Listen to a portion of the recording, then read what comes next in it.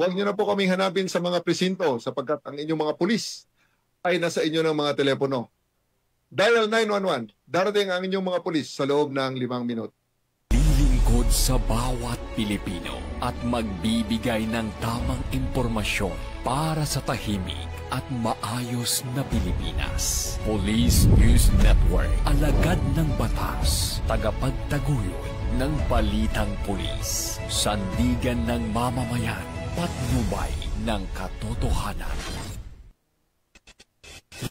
Kampo Krame, maghahatid ng pinakahuling kaganapan at nagbabagang balita. Ito ang PNN Police News Network. At ngayon, ang inyong mga tagapagbalita. Magandang araw, Bagong Pilipinas. Ako ang inyong alagad ng batas, tagataguyod ng Balitang Pulis. Ako po si Patrol Woman Maria Danica Bungo mula sa Regional Mobile Force Battalion ng NCRPO. Maghahatid sa inyo ng tamang balita, kwento ng pulis at serbisyo para sa mamamayan. At ito ang PNP News Online, ang pangunahing balita ng Police News Network, alagad ng batas, tagataguyod ng Balitang Pulis.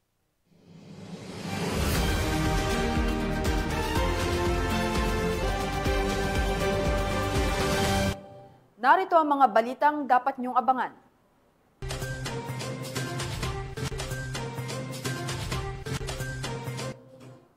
₱802 milyong halaga ng iligal na droga na recover ng mga otoridad sa baybayin ng Bataan. Top 1 regional level high-value individual arestado sa buy-bust operation sa Davao City. High-value drug personality arestado sa buy-bust sa Ubay. 1.1 milyong halaga ng shabu nasabat.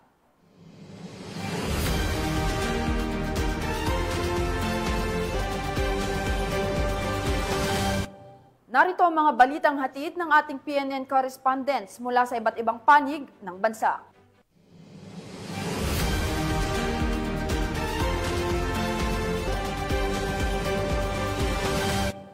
Simulan naman natin ang balita mula sa bahagi ng Luzon.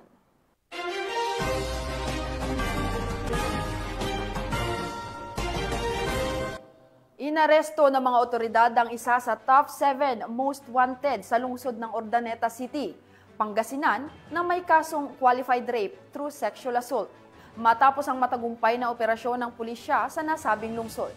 Yan ang balitang tinutukan ni Police Corporal Mark Anthony Pico. Arestado ng mga tauhan ng Urdaneta City Police Station ang isang tricycle driver sa kasong qualified rape through sexual assault sa Barangay Kasantaan, Urdaneta City. Kinilala ang suspect na si alias Elmer, 41 taong gulang, may asawa at residente ng sabing barangay. Inaresto siya sa bisa ng warrant of arrest para sa kasong qualified rape through sexual assault ng Article 266-A, Paragraph 2, kaugnay ng Article 266-B ng Revised Penal Code na inamyendahan ng RA 8353 na may criminal case number U-31193 na may piyansang nagkakahalaga ng 200,000 piso na pinirmahan ni Honorable Edwin Bautista Maynigo, Presiding Judge ng Family Court, 1st Judicial Region, Branch 16, Urdaneta City, Pangasinan, noong Agosto 6 taong kasalukuyan. Dinala ang naarestong suspect sa Urdaneta District Hospital para sa medikal na pagsusuri bago ipasok sa estasyon ng pulis para sa wastong disposisyon. Patuloy ang paalala ng pulisya sa publiko na makipagtulungan sa mga otoridad sa pamamagitan ng pagbibigay ng impormasyon ukol sa mga wanted na personalidad upang mapanatili ang kapayapaan at kaayusan sa komunidad. Mula dito sa Ilocos Region, ako ang inyong PNN correspondent, Police Corporal Mark Anthony Pico, alagad ng batas, tagataguyod ng Balitang Pulis. Maraming salamat, Police Corporal Pico. Inaresto ng pulisya ang 2 street-level drug personalities sa operasyon kung saan nakumpiska ang mahigit 300,000 halaga ng hinihinalang shabu. Patrol Woman Jesly Sabado sa report. Arestado ng mga operatiba ang 2 street-level individual sa isinagawang bypass operation sa Barangay Paway Atok, Benguet nito lamang Agosto 14, 2025. Pinangunahan ng magkasanib na pwersa ng Atok Municipal Police Station, Benguet Police Provincial Office, Regional Police Drug Enforcement Unit CAR at Philippine Drug Enforcement Agency CAR ang operasyon. Kasabay ng pag-aresto ay ang pagkakumpiska ng tinatayang 50 gramo ng hinihinalang shabu na may standard drug price na 340,000 pesos. Bukod sa droga, nakumpiska rin ang iba pang ebidensya, kabilang ang bypass money, bodle money, isang smartphone, ilang personal na gamit, at pera sa iba't ibang dominasyon. Kasalukuyang nasa kustodiya ng PIDEA CAR ang mga naarestong suspek at nakumpiskang ebidensya para sa dokumentasyon at angkop na disposisyon. Mula dito sa Region Cordillera, akong iyong PNN correspondent, Patrolwoman Jesly Sabado, alagad ng batas, tagataguyod ng Balitang Pulis.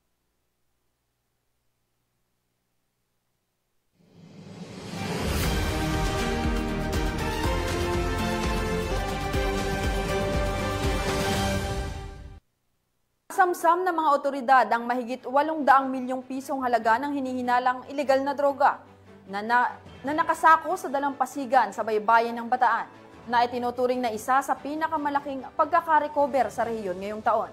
Nakibalita dyan si Patrolwoman Lixen Reyes Sawiran. Mahigit 802 milyong halaga ng hinihinalang shabu ang narecover ng Bataan PNP sa ilalim ng pamumuno ni Police Colonel Marites A. Salvadora, Provincial Director, sa baybayin ng Barangay Sisiman, Mariveles, Bataan. Batay sa ulat ng mga otoridad, natagpuan ang 6 na sako na naglalaman ng kabuuang 118 kilo ng hinihinalang shabu na tinatayang nagkakahalaga ng 802,400,000 pesos. Ayon kay Police Brigadier General Ponce Rogelio I. Peñones Jr., Regional Director ng Police Regional Office 3, nakatanggap ng impormasyon mula sa isang concerned citizen ang kapulisan hinggil sa kahinahinalang mga sako sa dalampasigan. Agad na rumesponde ang mga tauhan ng Mariveles Municipal Police Station at iba pang operatiba at isinagawa ang masusing inspeksyon at dokumentasyon ng ebidensya. Patuloy ang investigasyon upang matukoy ang pinagmulan ng nasabing ilegal na droga at kung sino ang mga posibleng sangkot.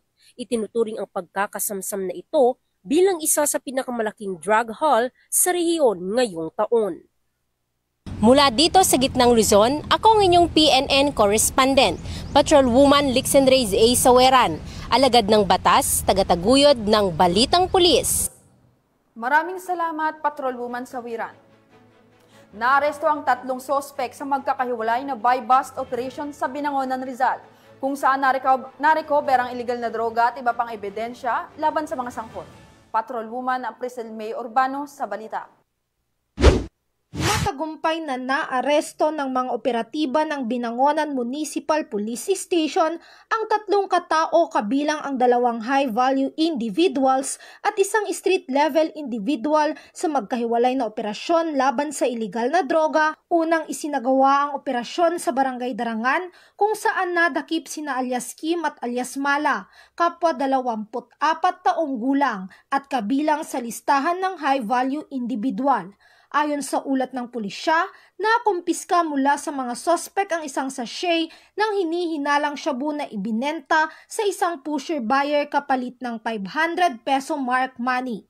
Sa masusing pagkapkap, na-recover pa ang 3 karagdagang sachet ng hinihinalang shabu, pera, cellphone, motorsiklo at iba pang ebidensya. Tinatayang nasa 35.30 gramo ang kabuuang timbang ng nakuhang droga na may halagang 240,040 pesos. Samantala, ikinasa naman ang isa pang buy-bust operation sa Barangay Palangoy na nagresulta sa pagka-aresto kay alias Jeff, 50 taong gulang at itinuturing na street-level individual. Nakumpiska mula sa kanya ang 6 na sachet ng hinihinalang shabu na may bigat na 20.50 gramo at tinatayang nagkakahalaga ng 139,400 pesos kasama ang mark money, cellphone at motorsiklo. Nakahanda na ang pagsasampa ng kasong paglabag sa Republic Act 9165 o Comprehensive Dangerous Drugs Act of 2002 laban sa 3 naarestong individual. Mula dito sa PRO Calabarzon, ako ang inyong Police News Network Correspondent, Patrolwoman Pisalme T. Urbano, alagad ng batas, tagataguyod ng Balitang Pulis. Maraming salamat, Patrolwoman Urbano. Pinaigting ng Virac Municipal Police Station ang kanilang 5-minute response time sa pamamagitan ng isang simulation exercise bilang paghahanda sa mabilis na pagtugon sa anumang insidente sa komunidad. Patrolwoman Carmela Panganiban, ibalita mo. Nagsagawa ng simulation exercise o SIMEX ang Virac Municipal Police Station sa pangunguna ni Police Major Kenneth Deng C. Gutierrez, Chief of Police, bilang bahagi ng pagsasanay upang matiyak ang 5-minute response time sa anumang insidente sa bayan gamit ang 911 at Virac MPS hotline. Dinaluhan ng nasabing aktibidad ng iba't ibang ahensya ng pamahalaan. Layunin ng SIMEX na mapalakas ang koordinasyon at pagtutulungan sa pagitan ng PNP at mga katuwang na ahensya upang masiguro ang mabilis, sistematiko at epektibong pagtugon sa oras ng emergency o sakuna. Sa pamamagitan ng ganitong mga pagsasanay, ipinapakita ng PNP Virac ang kanilang buong dedikasyon sa maagap na aksyon at pagbibigay ng mataas na antas ng serbisyo at proteksyon para sa kaligtasan ng bawat mamamayan ng Virac. Ang kaligtasan ng mamamayan ay aming pangunahing misyon. Sa tulong ng ating mga katuwang ng ahensya at komunidad, sisiguraduhin naming walang maiiwang hindi na proprotektahan. Yan ang pahayag ni Police Major Gutierrez. Mula dito sa Legazpi City, Albay, ako ang inyong PNN Correspondent, Patrolwoman Carmela Panganiban, alagad ng batas, tagataguyod ng Balitang Pulis. Maraming salamat, Patrolwoman Panganiban. Tunghayan naman natin ang mga balita mula sa Visayas.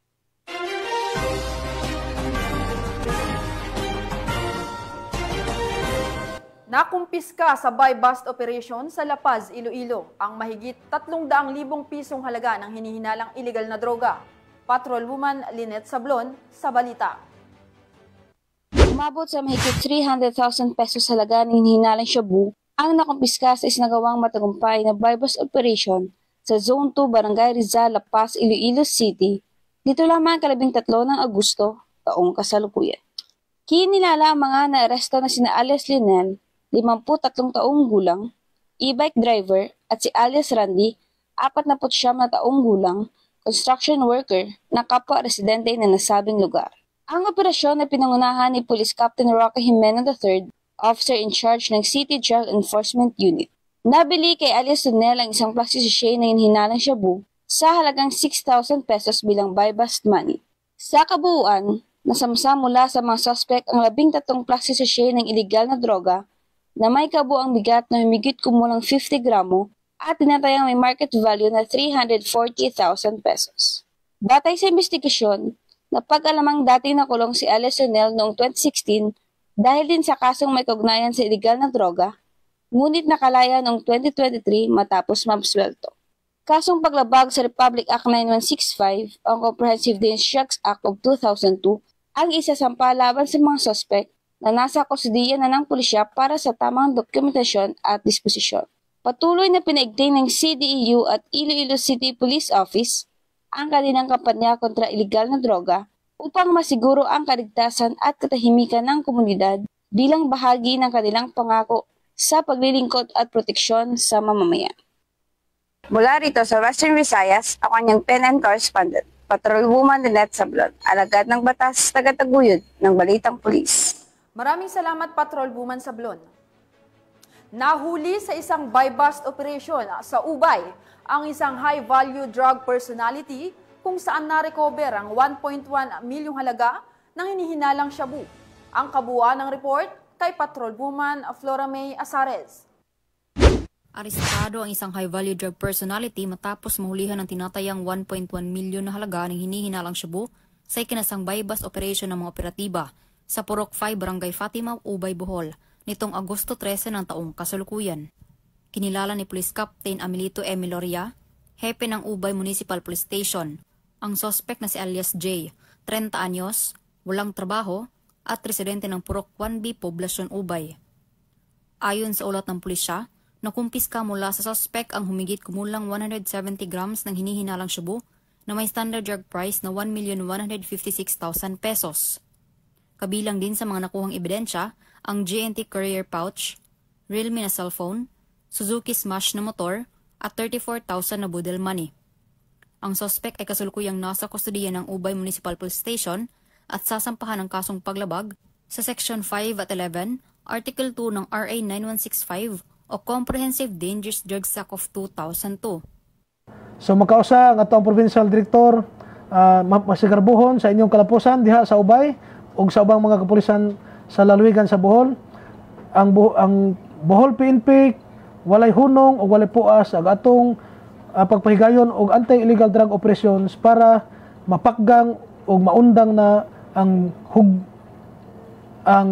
hulga sa ginadili nga droga diri sa atong probinsya. Sa mga katawhang bulanon, tabangin mi ninyo pinagi sa paghatag og impormasyon, pinagi sa pagtudlo sa mga tawo nga nalambigit sa ginadili nga droga. Og i-report dayon sila pinakadol nga estasyon para ato nang mahatagan og aksyon og masikop nato ng mga tawhana. Mula dito sa Central Visayas, ako ang inyong Police News Network Correspondent, Patrolwoman Flora May Asares. Alagad ng batas, tagataguyod ng balitang pulis. Maraming salamat Patrolwoman Flora May Asares.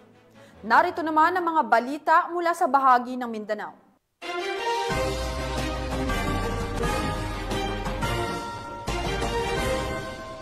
Naaresto sa ikinasang buy-bust operation sa Tagoloan, Misamis Oriental ang mga drug suspect kung saan nakumpiska mula sa kanya ang inihinalang illegal na droga.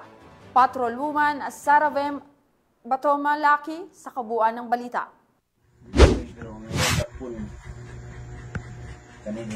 Arestado ang dalawang individual na drug suspects isinagawang buy-bust operation ng mga operatiba ng Taguluan ni PS Barangay Sumpong Congon, Taguluan ni Misamis Oriental. Kinilala ni Police Major Renz Marion Serrano, hepe ng Taguluan Municipal Police Station, ang mga suspect na si alias Jason, lalaki, residente ng Libuna, Bukidnon, at alias Jeffrey, lalaki at residente ng Misamis Oriental. Sa ikinasang operasyon ng mga operatiba ng Taguluan Municipal Police Station ay nagresulta sa pagkakaaresto ng mga suspect at pagkakakumpiska ng mga pakete na hinihinalang shabu, isang wallet, isang 500 peso bill na ginamit bilang buy-bust money. Naharap ang mga suspect sa kasong paglabag sa RA 9165 o Comprehensive Dangerous Drugs Act of 2002.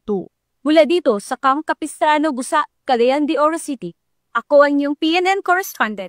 Patrolwoman Saravem Batomalaki, alagad ng batas, tagataguyod ng balitang pulis. Maraming salamat Patrolwoman ang Batomalaki. Naaresto sa Davao City ang top 1 regional level high value individual sa isang buy-bust operation matapos ang matagal na surveillance at koordinasyon ng iba't ibang unit ng pulisya. Yan ang balitang hatid ni Patrolwoman Reyna Rose Disipulo. Arestadong isang individual sa patunay kinasang drug buy-bust operation sa Barangay 25C, Davao City. Nito lamang ika-13 ng Agosto taong kasalukuyan. Kinilala ni Police Major Maynard D. Pascual, hepe ng Regional Police Drug Enforcement Unit 11 ng suspect na si alias Mon, 52 taong gulang, may asawa, na pawang residente ng Barangay 23C Boulevard, Davao City, na tinaguri ang top 1 regional level high-value individual sa nasabing lugar. Ayon kay Police Major Pascual, naresto ang mga suspect sa pagtulungan ng mga personahe ng Regional Police Drug Enforcement Unit 11, Davao City Police Office City Intelligence Unit, Santa Ana Police Station, at katuwang ang Philippine Drug Enforcement Agency 11. Dagdag pa ni Police Major Pascual, na-recover mula sa suspect ang 2 pakete ng hinalang shabu na may standard drug price na 1,292,000 pesos, isang keypad phone, isang unit ng motorsiklo at buy-bust money na ginamit sa operasyon. Kasalukuyang nasa kustodiya ang suspect upang dumaan sa tamang disposisyon at maharap sa kasong paglabag sa RA 9165 o Comprehensive Dangerous Drugs Act of 2002. Samantala, Ang laban kontra kriminalidad ay patuloy na pinapaigting ng Police Regional Office 11 sa pamumuno ni Acting Regional Director, Police Brigadier General Joseph R. Argiles, alinsunod sa kampanya ng Bagong Pilipinas na panatilihin ang kapayapaan at kayusan tungo sa pagsulong ng bansa. Ito sa Police Regional Office 11, ako ang inyong PNN Correspondent, Patrolwoman Reyna Rose Disipulo, alagad ng batas, tagataguyod ng Balitang Pulis. Maraming salamat, Patrolwoman Disipulo. Sinimula ng implementasyon ng COMELEC gun ban para sa kauna-unahang BARM parliamentary election bilang bahagi ng seguridad at paghanda para sa ligtas at maayos na halalan. Yan ang ulat ni Patrolwoman Maricris Algabre. Sinimula na ang mahigpit na pagpapatupad ng COMELEC gun ban bilang bahagi ng paghahanda para sa nalalapit na first BARM parliamentary election sa darating na October 13, 2025 sa buong rehiyon ng Bangsamoro. Nito lamang ika-14 ng Agosto taong kasalukuyan. Pinangunahan ni Police Brigadier General Jason C. D. Guzman, Regional Director ng Police Regional Office Bangsamoro Autonomous Region ang naturang aktibidad, katuwang ang buong hanay ng kapulisan ng Cotabato City Police Office na pinamumunuan ni Police Colonel Jibin Bongkayaw, Provincial Director ng Cotabato City Police Office at COMELEC Cotabato City Election Officer, Attorney Nabel Motia. Batay sa COMELEC Resolution Number 11149, magsisimula sa August 14, 2025 ang election period at tatagal hanggang October 28, 2025. Kasabay nito, mahigpit ding ipatutupad ang pagbabawal sa pagdadala ng anumang uri ng baril at iba pang nakamamatay na armas. Ating previous election, noong January 12, nag-implementation nationwide lahat. Nag-checkpoint ng madaling araw. Kaya ganun po ang simula. Ito po, kung nakita niyo po ngayon, nandito yung ating election officer na kasama natin dito na nag-checkpoint. Pero normally, sa PNP po, sa security forces, start 12 midnight. Nagabi pa po, start na po. Mula rito sa rehiyon ng Bangsamoro, ako ang inyong Police News Network Correspondent, Patrolwoman Maricris Algabre, alagad ng batas, tagataguyod ng Balitang Pulis. Maraming salamat, Patrolwoman Algabre. At yan ang mga balitang nakalap ng ating PNN correspondents mula Luzon, Visayas at Mindanao. Sa ngalan ng pamunuan ng Philippine National Police, sa pangunguna ni PNP Chief Police General Nicolas Torre III at sa pamumuno ni President Ferdinand Bongbong Marcos Jr., kami ay maglilingkod sa bawat Pilipino at magbibigay ng tama at balanseng balita. At sa mga mahal naming kababayan, huwag na kayong maghanap ng pulis sa presinto sapagkat kami po ay nasa inyo ng mga telepono. Tumawag sa 911, darating kami sa loob ng 5 minuto. Mula rito sa tanggapan ng tagapag-ugnay sa pambansang pulisya, ako ang inyong alagad ng batas, tagataguyod ng Balitang Pulis, Patrolwoman Maria Danica Bacal Subungo ng Regional Mobile Force Battalion ng NCRPO, maghahati ng tamang balita, kwento ng pulis at serbisyo para sa mamamayan. At ito ang PNP News Online, ang pangunahing balita ng Police News Network.